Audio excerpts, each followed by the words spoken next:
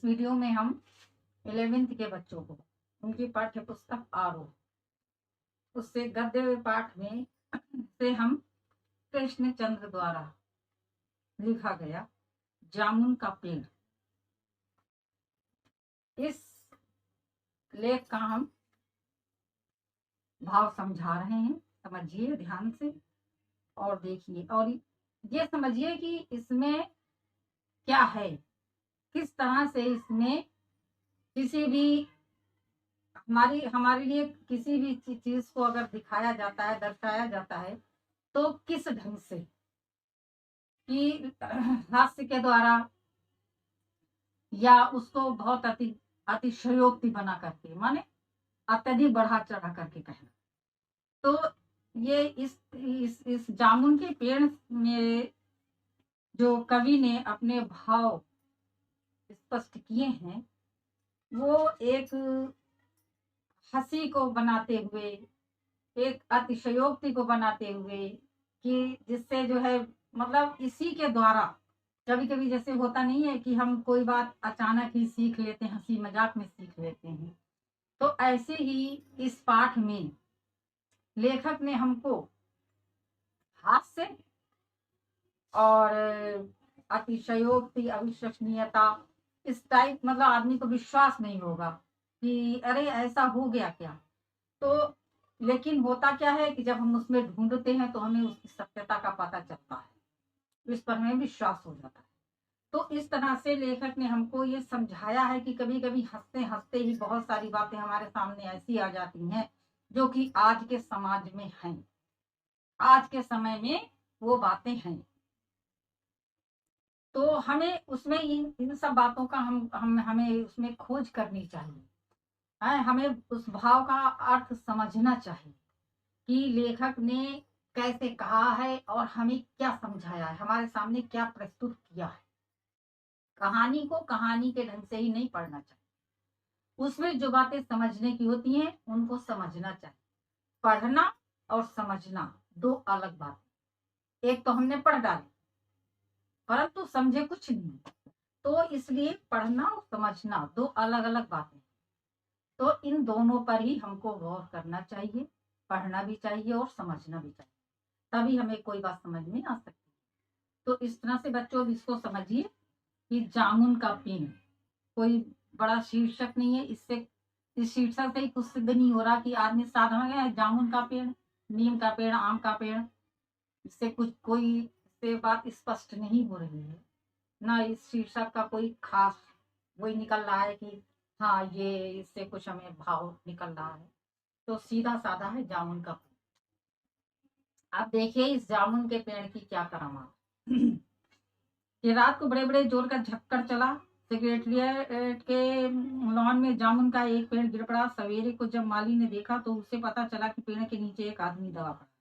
माली दौड़ा दौड़ा चपरासी के पास गया, चपरासी दौड़ा दौड़ा क्लर्क के पास गया, क्लर्क दौड़ा दौड़ा सुपरिटेंडेंट के पास गया, सुपरिटेंडेंट दौड़ा दौड़ा बाहर लान में आया। मिनटों में गिरे हुए पेड़ के नीचे दबे उस आदमी के चारों ओर भीड़ इकट्ठी हो गई।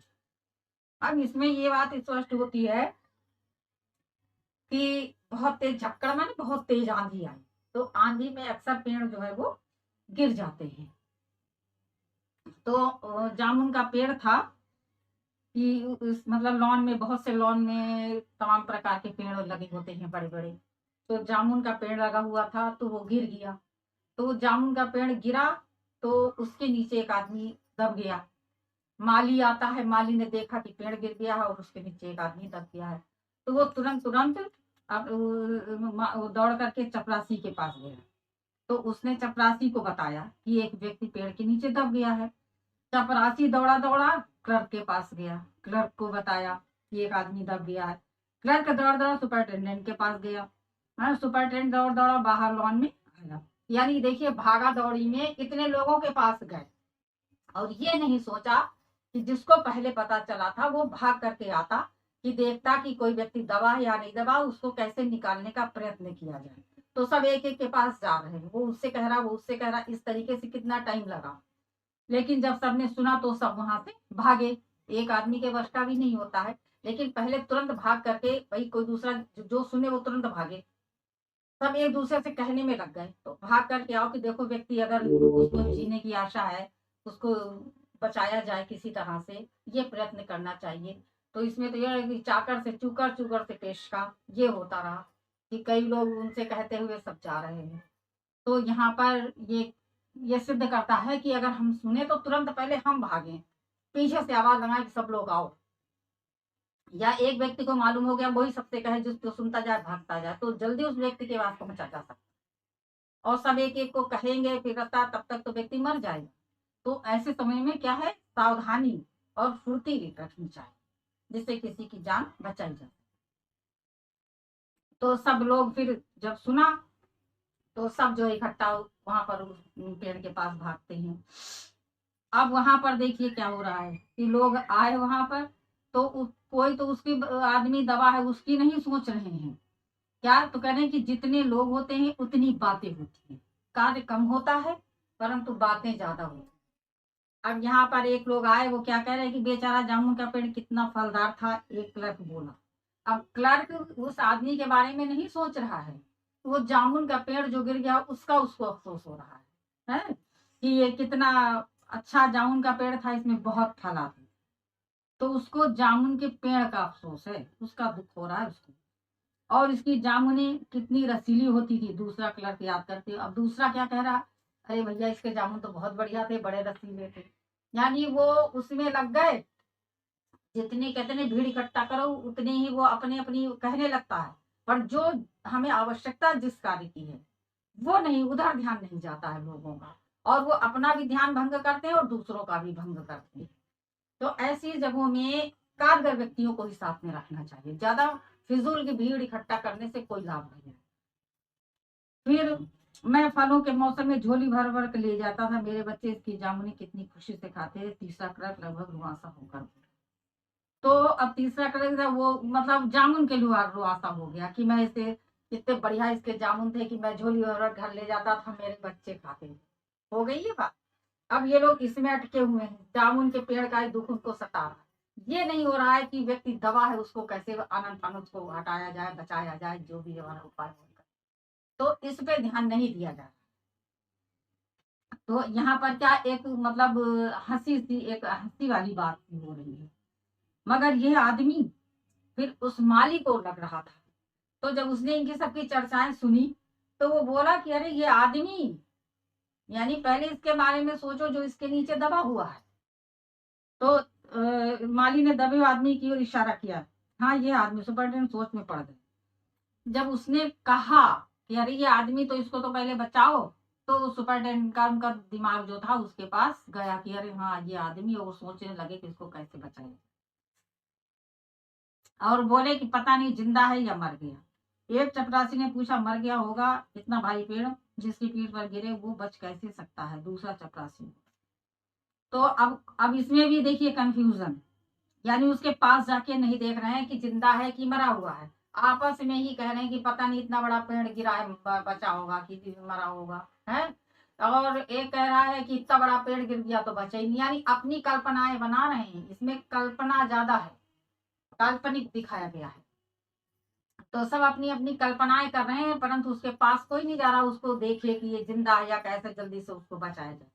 तो सब इसमें लगे हुए हैं। तो वो आदमी जो होता है, जो दबा हुआ है, वो झकमार करके बोलता है कि अरे मैं तो किसी तरह घायल हो गया हूँ, मैं, मुझे ये लोग तो मार ही डालेंगे लग रहा। तब वो बोलता है कि अरे नहीं मरा नहीं हूँ, मैं भी जिंदा हूँ। तब वो कराहते हुए, क्योंकि उसको इतनी चोट आ गई थी, इतना बड़ा पेड़ गिरा, तो उसने कहा अरे भैया मैं मरा नहीं हूँ, मैं जिंदा हूँ। एक लड़के ने ताजुब से कहा, पेड़ को हटाकर इसे जल्दी से निकाल लेना चाहिए। माली ने सुझाव दिया, मुश्किल मालूम होता है। एक सुस्त, कमजोर और मोटा चपरासी बोला, पेड़ का तना बहुत भारी और वजनी है, क्या मुश्किल है। माली बोला, अगर सुपरटेंडेंट साहब हुक्म दें तो अभी 15-20 माली, चपरासी और क्लर्क लगा कर पेड़ के नीचे से दबे हुए आदमी को निकाला जा सकता। माली ठीक कहता है। बहुत से क्लर्क एक साथ बोल पड़े, लगाओ जोर, हम तैयार हैं।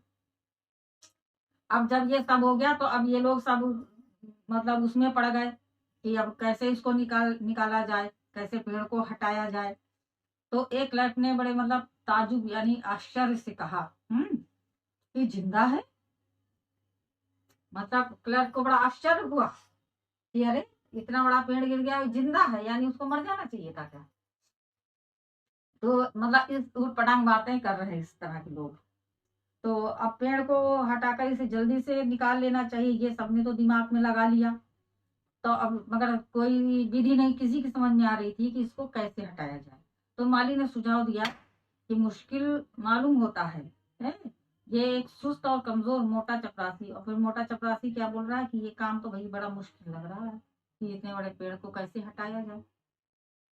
पेड़ का तना बहुत भारी है, बहुत वजन है। तो कितनी से बड़ी वजनदार चीजें हटा दी जाती हैं अगर दिमाग लगाया जाए तो इस तरह से अब इसके बारे में सब सोच में पड़े हैं कि कैसे हटाया जाए, क्या करा जाए। आदमी की चिंता नहीं कि कैसे किसी तरीके से करके उसे हटाया जाए। क्या मुश्किल है? माली बोला। माली बोला कि क्या मतलब मुश्किल है, ये काम हो नहीं सकता। अगर सुपरिटेंडेंट साहब हुक्म दें तो कहा कि अगर सुपरिटेंडेंट अगर आदेश दे दें तो और सब क्लर्क और मालियों को सबको इकट्ठा करके बहुत सारे लोगों को इकट्ठा कर लिया जाए और पेड़ को हटाने की कोशिश की जाए और इस दबे हुए व्यक्ति को उससे निकाला जाए। माली ठीक कहता है। तो अब जब सबने सुनी ये बात माली की तो सबने कहा माली ठीक कह रहा है और ये हो सकता है कि बहुत से लोगों को बुला करके और इस पेड़ को अगर हटवाया जाए तो ये हट सकता है। अब सब लोग बोले चलो अब सब लोग एक साथ मिल करके जोर लगाओ। क्लर्क ने भी कहा एक साथ बहुत से लोग पेड़ को उठाने के लिए तैयार हो। ठहरो, सुपरिटेंडेंट बोला, मैं अंडर सेक्रेटरी से पूछ लूं। सुपरिटेंडेंट अंडर सेक्रेटरी के पास गया। अंडर सेक्रेटरी डिप्टी सेक्रेटरी के पास गया। डिप्टी सेक्रेटरी ज्वाइंट सेक्रेटरी के पास गया। ज्वाइंट सेक्रेटरी चीफ सेक्रेटरी के पास गया। चीफ सेक्रेटरी मिनिस्टर के पास गया। मिनिस्टर ने चीफ सेक्रेटरी से कुछ कहा। चीफ सेक्रेटरी ने ज्वाइंट सेक्रेटरी से कुछ कहा। ज्वाइंट सेक्रेटरी यानी अब देखिए यहाँ पर भी वही बात कि एक मतलब यहाँ पर ये तवज्जो नहीं दिया जा रहा है कि जो व्यक्ति मर रहा है पहले वो मर रहा उसको बचाया जाए। आजकल भी यही होता है कि कोई अगर डॉक्टर के पास ऐसा केस आ जाता है कि उसको चाकू लग गया है या गोली लग गई है, कुछ भी हो गया है, तो वो पहले ये कहता है कि पहले आप पुलिस को बुलाइए, हम ऐसे हाथ नहीं लगाएंगे, भले उतनी देर में व्यक्ति मर जाए। तो ये बताइए जान ज्यादा कीमती है या पहले ये जो फॉर्मेलिटीज होती हैं ये जरूरी, ये आवश्यक है, बताइए। तो इसमें इंसानियत का जो है तमाशा बन जाता है। इंसानियत किसी के अंदर रही ही नहीं है। एक तो कोई किसी तरह से उठाकर जो उसको ले जा रहा है पहले तो वही फंसने के चक्कर में आ जाता है, इसलिए लोगों ने इंसानियत छोड़ दी है क्योंकि इंसाफ रहा नहीं है। तो अब वो जो ले जाता वही डरते, चलो किसी को दया आ गई कि अरे ये तो मर जाएगा पड़ा पड़ा, चलो उसको डॉक्टर के पास ले जाते हैं, जो होगा बाद में देखा जाएगा। तो डॉक्टर कहता है पहले पुलिस बुलाइए, लिखत पढ़ात कराइए, तब हम उसके हाथ लगाएंगे। और उतनी देर में व्यक्ति का या तो ज्यादा ब्लड निकल जाता है या गोली ऐसे लगी हुई है जहर फैल जाता है और वो व्यक्ति मर जाता है। तो ये दुनिया के झंझटों में इंसान की जान चली जाती है। यह व्यक्ति नहीं सोचता है कि पहले इंसानियत है, पहले उसका इलाज करिए, उसका पहले उसको आप तो देखिए कि ये किस कंडीशन में है। अगर उसको बचाया जा सकता है तो पहले उसको बचाइए, बाद की जो फॉर्मेलिटीज हैं वो बाद में पूरी हो जाती। लेकिन नहीं, कोई अपने को फंसाना नहीं चाहता है, कोई अपने को अपने ऊपर कोई आफत नहीं आने देना चाहता, सोचता है चाहे व्यक्ति मरे या जिंदा रहे हम बीमारों से बचे। तो आजकल की भी जिंदगी इसी तरह की हो गई है। जिंदगी की कोई कीमत नहीं है, कोई नहीं समझता है जिंदगी की। लेकिन ऐसा नहीं होना चाहिए। व्यक्ति की जान सबसे अधिक कीमत, पहले उसको बचाने की कोशिश करनी चाहिए, हमारा सभी का फर्ज। उसके बाद आगे की कार्रवाई की जा सकती है। तो वही यहाँ पर हो रहा है। वो व्यक्ति दबा पड़ा है, उधर कोई नहीं कि इसको कैसे भी जल्दी से निकाला जाए, बाद में सब। अब यहाँ पर सारी फॉर्मेलिटीज हो रही है कि पहले हमें उससे पूछना है, फिर उससे पूछना है, फिर उससे पूछना है। वो कह रहे उनसे जाओ, यहाँ पर भी वही तमाशा है। सब अपने से ऊपर वाले के पास चलते चले जा रहे हैं। अंत में क्या हुआ कि फिर वो उनसे, फिर जब उन पूछा ऐसे, वो उनसे कहा, वो उनसे कहा, वो उनसे कहा, इस तरीके से जैसे चींटियां चलती हैं ना, तो एक दूसरे के जैसे लगता है कुछ कह रही हैं, वो वाली दशा यहाँ पर मनुष्यों में दिखाई दे रही है कि सब एक दूसरे से पहले कहा, फिर उन्होंने जो कहा वो सब एक दूसरे से कह रहे हैं। मतलब कितनी अजीब बात है ये, देखिए। सेक्रेटरी का डिप्टी सेक्रेटरी ने अंडर सेक्रेटरी से कहा, फाइल चलती रही, इसी में आधा दिन बीत गया। अब यही देखिए आजकल हो रहा है, यहाँ पर जो बात कही गई है इसकी सत्यता आज दिखाई देगी। तो अब वो फाइल क्या है कि वो फाइल आदमी नहीं चल रहे हैं, वो फाइल चल रही है, फाइल चलती चली जा रही है, समय निकलता जा रहा है। जिस व्यक्ति को 5 मिनट निकालना चाहिए उसके लिए आधा घंटा हो चुका है। तो और फिर 1 घंटा हो चुका, फिर ऐसे मतलब आधा दिन हो गया, और वो व्यक्ति पेड़ के नीचे ही दबा है, और यहाँ भी कार्यवाही पूरी नहीं। कितनी लापरवाह, यहाँ पर लापरवाही दिखाई। तो इससे हमको ये शिक्षा मिलती है कि ऐसे कार्यों में हमको जो है लापरवाही नहीं करनी चाहिए, जागरूकता करनी चाहिए। पहले इंसान की जान बचानी चाहिए, तत्पश्चात उसको जो है जहां कहीं भी हमें कहना है, कुछ करना है। दोपहर के खाने पर दबे हुए आदमी के चारों ओर बहुत भीड़ हो गई। लोग तरह तरह की बातें कर रहे थे। कुछ मनचले क्लर्कों ने समस्या को खुद ही सुलझाना चाहा। वे हुक्म के फैसले का इंतजार किए बिना पेड़ को अपने आप हटा देने का निश्चय कर रहे थे कि इतने में सुपरटेंडेंट फाइल लिए भागा भागा आया, बोला, हम लोग खुद इस पेड़ को नहीं हटा सकते हैं। हम लोग व्यापार विभाग के संबंध से संबंधित हैं, और ये पेड़ की समस्या है जो कृषि विभाग के आधीन है। मैं इस फाइल को अर्जेंट मार्क करके कृषि विभाग में भेज रहा हूँ। वहां के उत्तर आते ही इस पेड़ को हटवा दिया। बताइए अब क्या हुआ। कुछ लोगों ने सोचा दोपहर के खाने का समय हो गया है, चारों ओर उसके भीड़ लगी हुई है, और लोग तरह तरह की बातें कर रहे हैं। कुछ मनचले क्लर्क जो है, मतलब मनचले क्या कि कहते हैं, जिनका दिमाग ऐसे ही है, कुछ सही डिसीजन नहीं ले पा रहे हैं, निश्चय नहीं कर पा रहे हैं। तो वो उन लोगों ने कहा कि हम खुद, मतलब कुछ ऐसे होते हैं कि जिनका मन हुआ कि लाओ हम ही लोग यही कर ले, बात आगे और जाए, तो हम ही लोग इसको कुछ सुलझाने की कोशिश करें, मतलब जिनके दिमाग में ऐसी बात आई। तो जब वो करने लगे कि लाओ हम ही लोग इसको करते हैं, हुकूमत के फैसले का इंतजार किए बिना, हुकूमत के पास क्योंकि मालूम है कि कितना समय लग जाएगा, तो उसका इंतजार नहीं कर, लाओ पहले हम ही लोग मिलकर के ये पेड़ हटा लेते हैं, बाद में कर लेंगे। तो तभी क्या होता है कि एक भागा भागा व्यक्ति आता है, सुपरिटेंडेंट फाइल लिए भागा भागा आया, बोला हम लोग खुद उस पेड़ को नहीं हटा सकते। अभी इसमें फिर वो कहते नहीं, बात का बतंगड़ बनता चला कि अगर उसी समय तुरंत सब आते, वो हटा देते, उसे निकाल ले, तो कोई बात ही नहीं होती। अब जब चर्चा फैलाई गई तो वो चर्चा बढ़ती चली गई। तो वो बोला कि हम लोग इसको नहीं हटा सकते हैं, क्योंकि हम लोग जो है व्यापार विभाग से संबंधित हैं, और ये पेड़ की समस्या है जो कृषि विभाग के अधीन है। तो कह रहे कि इसको हम नहीं हटा सकते हैं, ये कृषि विभाग के अधीन है। उसके आदमी को हम खबर करेंगे, फिर वहां से हुक्म आएगा, ऑर्डर आएगा, उसके बाद हम कार्रवाई करें या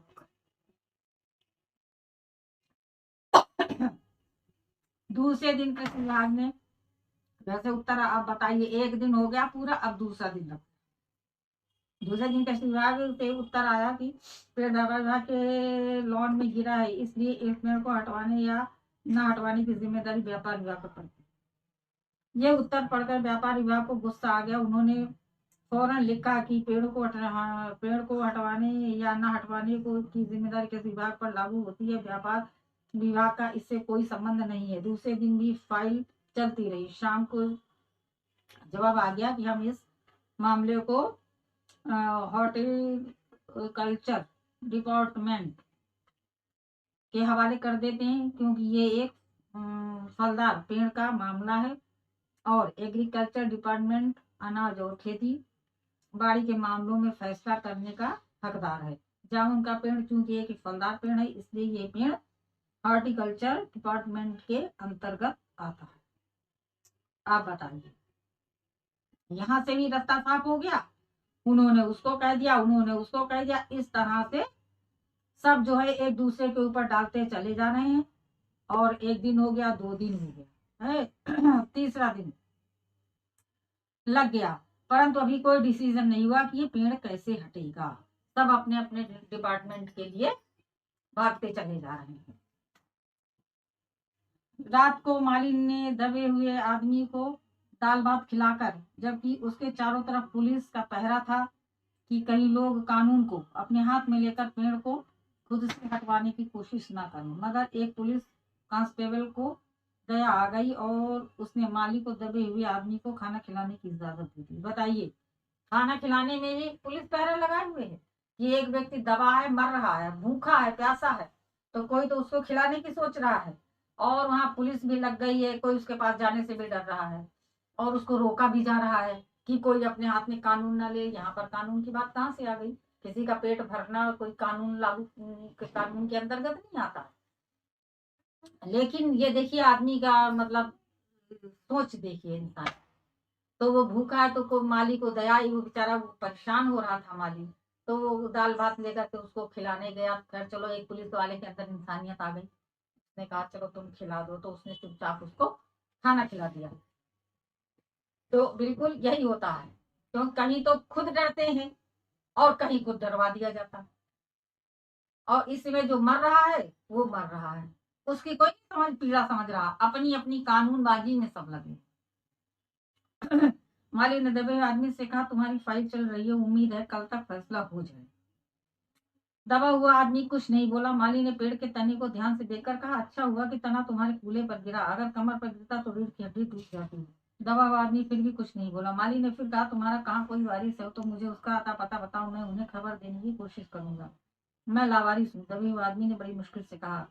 माली खेत करता हुआ वहां से हट गया। तीसरे दिन हॉर्टिकल्चर डिपार्टमेंट के से जवाब आ गया। बड़ा कड़ा जवाब था और व्यंग्यपूर्ण। हॉर्टिकल्चर डिपार्टमेंट का सेक्रेटरी साहित्य प्रेमी आदमी जान पड़ता था। उसने लिखा था आश्चर्य है कि इस समय जब हम पेड़ लगाओ स्कीम ऊंचे स्तर पर चला रहे हैं, हमारे देश में ऐसे सरकारी अफसर मौजूद हैं जो पेड़ों को काटने का सुझाव देते हैं, और वो भी एक फलदार पेड़ को, और वो भी जामुन के पेड़ को जिसके फल जनता बड़े चाव से खाती है। हमारा विभाग किसी हालत में इस फलदार वृक्ष को काटने की इजाजत नहीं दे सकता है।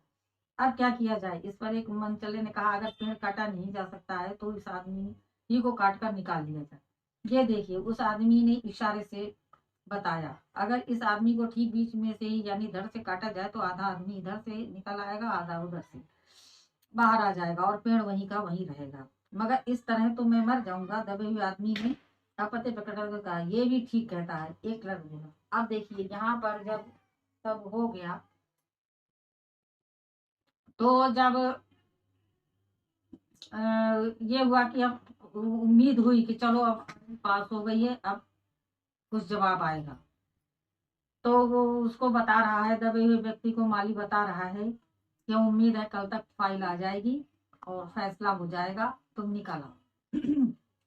पर दबा हुआ आदमी कुछ नहीं बोला और माली ने पेड़ के तने को ध्यान से देखकर कहा कि चलो ये तो अच्छा हुआ कि ये तुम्हारी पीठ पर गिरा है, कमर पर नहीं गिरा है, कूल्हे पर। अगर कमर पर गिर जाता तो क्या होता? रीढ़ की हड्डी टूट जाती। इस तरह उसको मतलब सांत्वना दे रहा है, उसकी पीड़ा कोई नहीं समझ रहा है कि ये कितना पीड़ित है, कितना इसको तकलीफ हो रही, कितना इसको दर्द हो रहा है और कितना ये भयभीत है कि हमारे प्राण बचेंगे या नहीं। इस पर कोई ध्यान नहीं दे रहा। दबाव आदमी फिर भी कुछ नहीं बोला। माली ने फिर कहा, पर माली फिर भी अपना फर्ज अदा कर रहा था। फिर उसने कहा कि भाई तुम अपना कुछ अता पता बता दो तो मैं तुम्हारे घर खबर कर दूं, है तो तुम्हारे मतलब जल्दी से तुम्हारे संग में कुछ अच्छा हो जाए, है। तो वो कहता है नहीं मेरा कोई नहीं है, मैं लावारिस हूँ। तो फिर वो आदमी जो था वो दबे हुए आदमी ने बड़ी मुश्किल से कहा है। माली बड़ा मतलब दुखी हुआ, दुख सा प्रकट करता हुआ वहां से हट गया। मतलब उसको बुरा लगा कि बताओ इसका कोई है भी नहीं कि जो उसकी कोई हेल्प करे आकर के। तो इस बात से ऐसे भी बहुत से लोग समाज में हैं कि जिनको किसी के दुख से दुख होता है, नहीं तो बातें बनाने वाले ही ज्यादा हैं और इस तरह के लोग बहुत कम होते हैं। तो उसको कष्ट हुआ और फिर वो वहां से हट गया। इसके पश्चात क्या हुआ? हार्टिकल्चर जो थे डिपार्टमेंट में जवाब आ गया, और वो भी जवाब कैसा आया? बहुत कड़ा जवाब आया कि सेक्रेटरी साहित्य प्रेमी आदमी जान पड़ता था। तो कह रहे हैं कि हॉर्टिकल्चर डिपार्टमेंट का सेक्रेटरी जो है वो साहित्य प्रेमी आदमी जान पड़ता था। उसने लिखा था आश्चर्य है इस समय जब हम, यानी उसने उसमें ये तो नहीं लिखा कैसे क्या करना हमें है, बल्कि उसने तो उसमें एक जो वृक्षों के उस पे वृक्ष लगाओ अभियान चल रहा है, इसके ऊपर एक लेख सा लिख करके भेज दिया कि इस समय तो वृक्ष लगाओ अभियान चल रहा है, तुम कह रहे हो वृक्ष काटो तो। हाँ, तो और फिर वो भी जामुन का इतना अच्छा जिसमें फल आ रहा है, तो ये पेड़ को कैसे काटा जा सकता है? पेड़ तो नहीं कटेगा, पेड़ तो वहीं वहीं रहेगा। यानी चाहे आदमी मर जाए मगर पेड़ नहीं। आप बताइए जो तना गिर गया है तो वो तो व्यर्थ हो गया ना, वो तो किसी काम का नहीं रहा। उसको काटने में क्या परेशानी थी या उसको हटाने में क्या परेशानी थी? लेकिन ये देखिए यहाँ पर मतलब व्यंग और मतलब हास्य ही है इसमें कि कैसी मूर्खतापूर्ण बातें लोग कर रहे हैं कि पेड़ लगाओ अब यहाँ तो पेड़ को काटे नहीं। अरे जो कटा हुआ गिरा हुआ पेड़ है तो उसको काटने में क्या है, उसको तो काट दिया जा सकता है। तो यहाँ पर मतलब ये दिखा रहे हैं कि देखिए आदमी जो है किस तरीके से लापरवाही, किस तरीके से वो बात को जो है अहमियत नहीं देता है,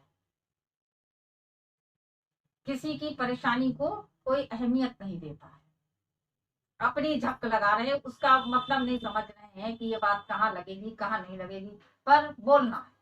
तो वो यहाँ पर दिखाया गया कि कुछ अनर्गल बोलते हैं लोग।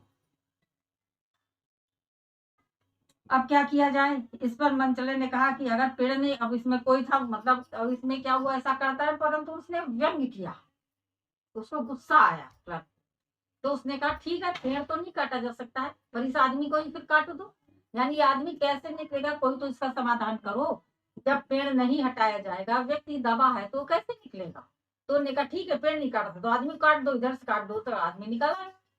तो ये उसने व्यंग किया।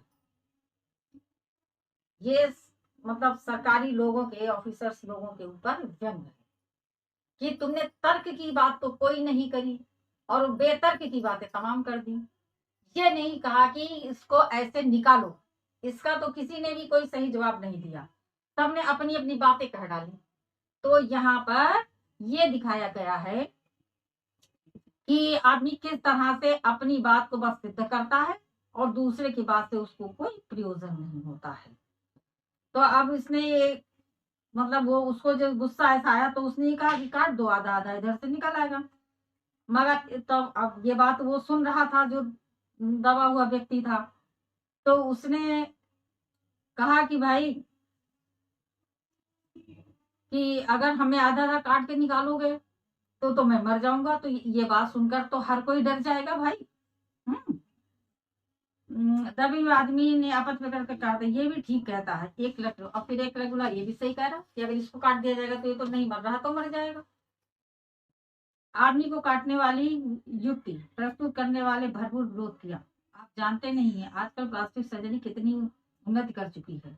मैं तो समझता हूँ अगर ये आदमी को बीच से काट कर निकाल लिया जाए तो प्लास्टिक सर्जरी से धड़ के स्थान से इस आदमी को फिर से जोड़ा जा सकता है। बताइए जरा।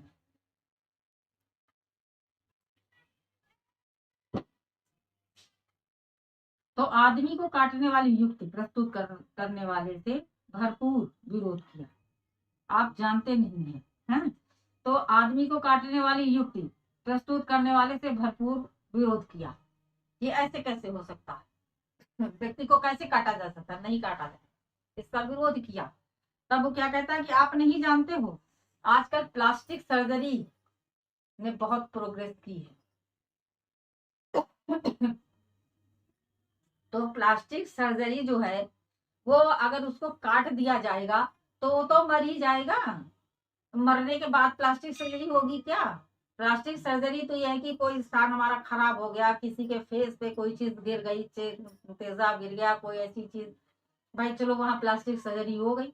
परंतु उस आधे काट के फिर प्लास्टिक सर्जरी करके फिर क्या व्यक्ति को जिंदा किया जा सकता है? तो कितनी मूर्खतापूर्ण बातें हो रही हैं कि कितनी भीड़ इकट्ठा है उतने ही मूर्ख भी इकट्ठा है। इस बार फाइल को मेडिकल डिपार्टमेंट में भेज दिया गया।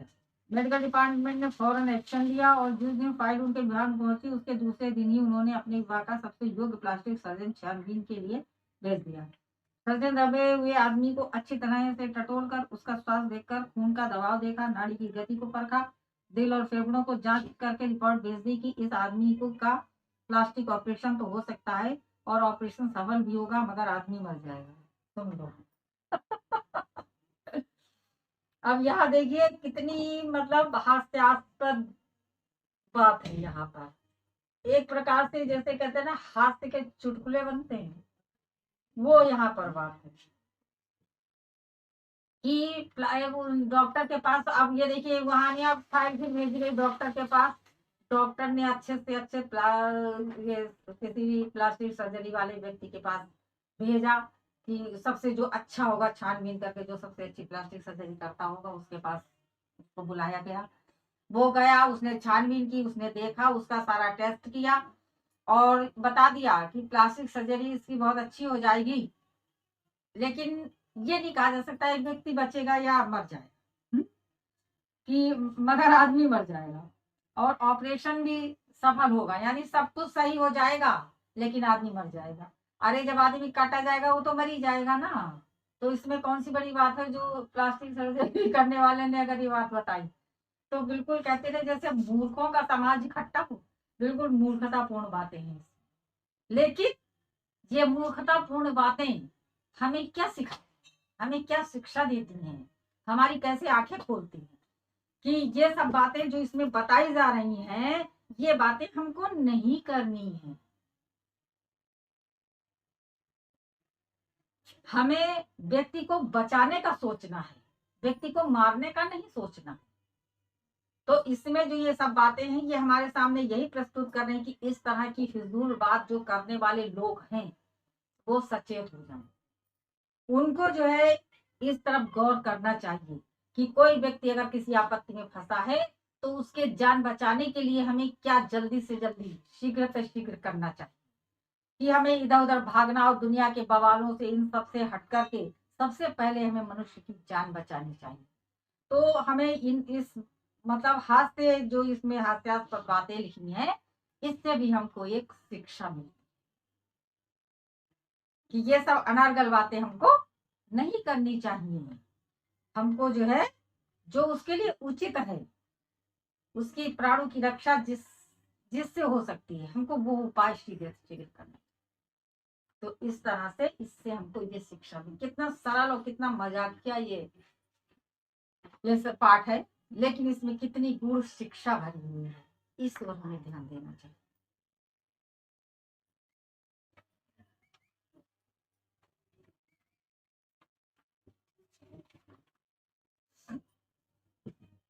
तो इस प्रकार से हमें खूब सोचना समझना चाहिए कि अब ये सब बातें हमें अनर्गल लगेंगी कि नहीं लगेंगी, तो हमको इससे शिक्षा लेनी चाहिए। इसलिए यह फैसला भी रद्द कर दिया गया।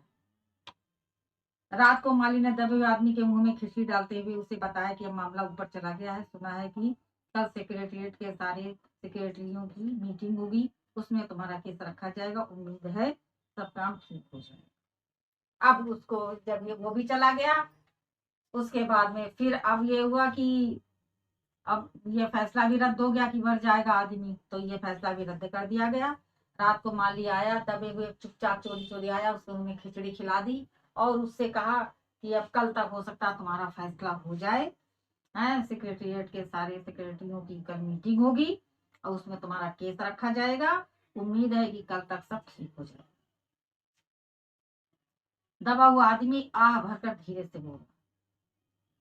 अब दबा हुआ माली जो था वो सब सुन रहा है, तो वैसे इतना परेशान था और उसको रोज पे रोज उसका टाइम बढ़ रहा था, तो वो बहुत परेशान हो गया था। एक दीर्घ श्वास भरकर, लंबी सांस भरकर, कहते जब व्यक्ति बहुत थक जाता है, जब उसकी सहन शक्ति जो है वो समाप्त हो जाती है तो वो एक आह भरता है। तो ऐसे उसने भी एक लंबी सी आह भरी कि अरे जैसे आदमी कहता है अरे अब जो होना हो अब तो हमारे बस का नहीं रहा। भाई आदमी परेशानी में थोड़ी समय तक ही अपने को बचा सकता है, जब जितनी उसकी सीमा है। जब सीमा से अधिक कष्ट हो जाता है तो व्यक्ति वहां पर असहाय निरीह अपने को एकदम से कहते नहीं बेउम्मीद समझने लगता है। तो वही हाल उसका हो गया था। तब वो दीर्घ श्वास भरने लगा। ये तो माना कि तगाफुल न करोगे लेकिन खाक हो जाएंगे हम तुमको खबर होने तक। ये तो माना कि तगाफुल न करोगे लेकिन। तो ये इसमें ये मिर्जा गालिब का जो है वो शेर है, उन्होंने ये डाला है। ये तो माना कि तगालुफ न करोगे लेकिन खाक हो जाएंगे हम तुमको खबर होने से। तो अब वो मन में इतना परेशान है कि सब लोग जो हैं, ये तो माना कि तगालुफ न करोगे लेकिन, ये कह रहे हैं कि तुम, जैसे जिसको कहते हैं ना तकल्लुफ, तो तुम लोग जो है, मतलब उसी से ये बात कही है कि दबा हुआ आदमी जो है आ भर कर धीरे से बोला कि मैंने माना कि तुम लोग जो है हमारे इस बचाने का प्रयत्न कर रहे हो हैं, और इसमें तुम कोई परेशानी नहीं महसूस कर रहे हो, लेकिन खाक हो जाएंगे हम तुमको खबर होने तक। लेकिन उसने ये कहा कि जब तक तुम लोग ये उपाय करोगे, जब तक तुम्हारा ये फैसला आएगा, तब तक तो मुझे ये लग रहा है कि मैं खाक में मिल जाऊंगा, यानी कि मेरी जो मृत्यु जो है वो हो जाएगी। तो कहने कि तुम लोग तो अपना काम कर रहे हो, है तुम, और कह रहे कि तुम देर नहीं माना, कि ये तो माना कि तगालुफ ना करोगे लेकिन, ये मालूम कि तुम लोग जो है मतलब हमें निकालने के लिए देर नहीं करोगे, बहुत देर नहीं लगाओगे, लेकिन जब मतलब तुम्हारे हिसाब से तो देर नहीं हो रही है ये काफी जो विलंब है वो तुम लोग नहीं कर रहे हो, लेकिन जब तक तुम निकालोगे मुझे लगता मैं खाक में मिल जाऊंगा और तुम्हें खबर भी नहीं होगी, क्योंकि अब हमारे सहने की शक्ति नहीं रही। तो यही है कि जब तक कहते नहीं आदमी कि अरे जब तक तुम दौड़ोगे तब तक तो उसकी जान निकल जाएगी। तो यही पर होगा कि जब तक तुम्हारा फैसला आएगा तब तक तो हम खाक में मिल जाएंगे। ये आज कितने दिन हो गए, तो वो समझ रहा कि अब हम नहीं बचेंगे, हम खाक में मिल जाएंगे। तो मतलब अब उसकी भी जो सहन शक्ति थी है वो भी अब उसकी समाप्त हो गई है।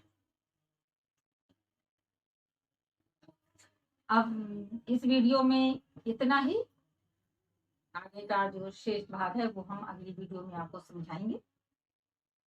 अगर हमारी वीडियो पसंद आई हो तो वीडियो को लाइक कर दें और चैनल को सब्सक्राइब करके बेल आइकन दबा दें।